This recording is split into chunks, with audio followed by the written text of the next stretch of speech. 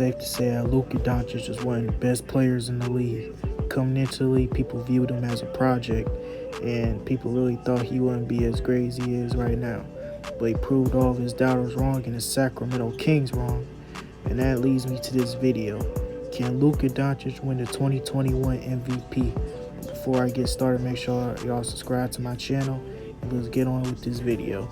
Luka Doncic came into the league as a project, as a European superstar, and people really thought he wouldn't be a top 10 draft pick, but they proved them wrong. Became the 7th pick in the draft with the Atlanta Hawks, but he was immediately traded to the Dallas Mavericks for Trae Young, and Luka Doncic took a storm, as in his rookie season he averaged 21 points, 8 assists, and 7 rebounds, shooting 42% from the field and 34% from 3 on nearly 7 attempts a game.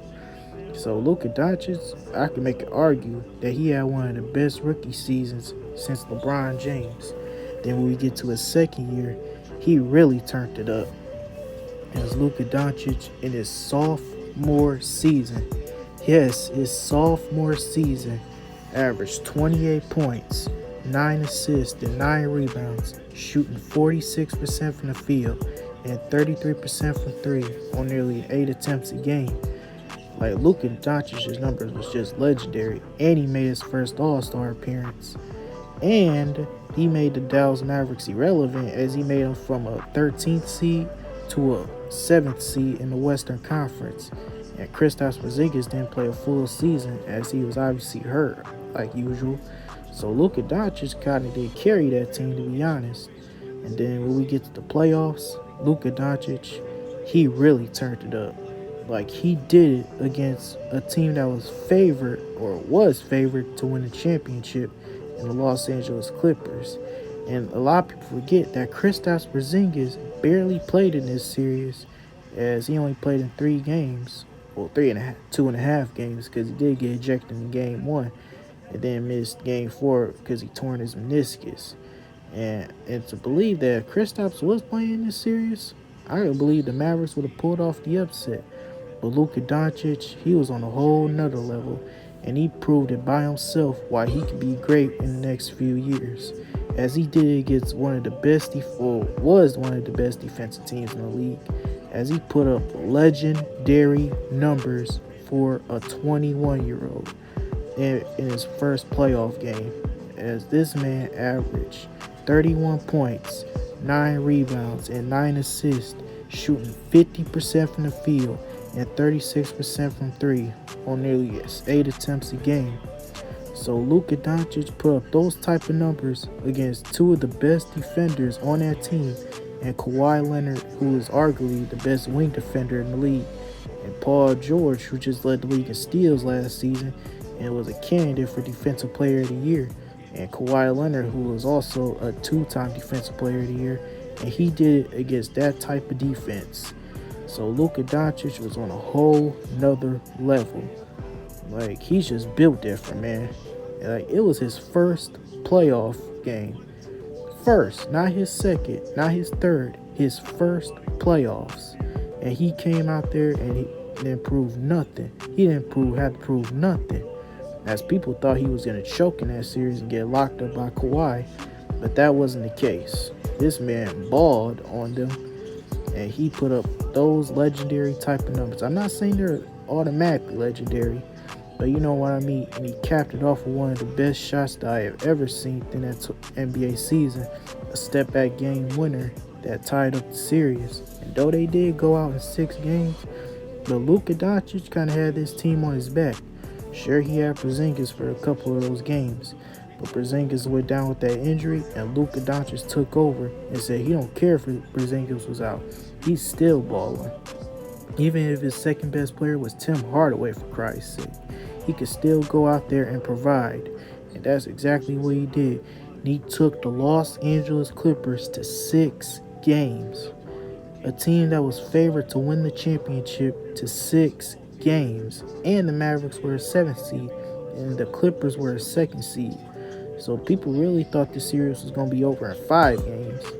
But hey, we all know what happened. Way off P played like shit, and Luka Doncic played like lit. So yeah, that's what I meant. But getting back to Luka Doncic in that playoff series was just unbelievable. And I really thought he wasn't gonna be playing that great, but he did. And now this season right now, Luka Doncic is averaging 28 points, 10 rebounds, and 9 assists, shooting 46% from the field. And yes, he's kind of streaky from three, and he's shooting a career low 30%. But hey, he'll work on it, I hope. Because in the start of the season, he was kind of struggling, as he only averaged 24 points.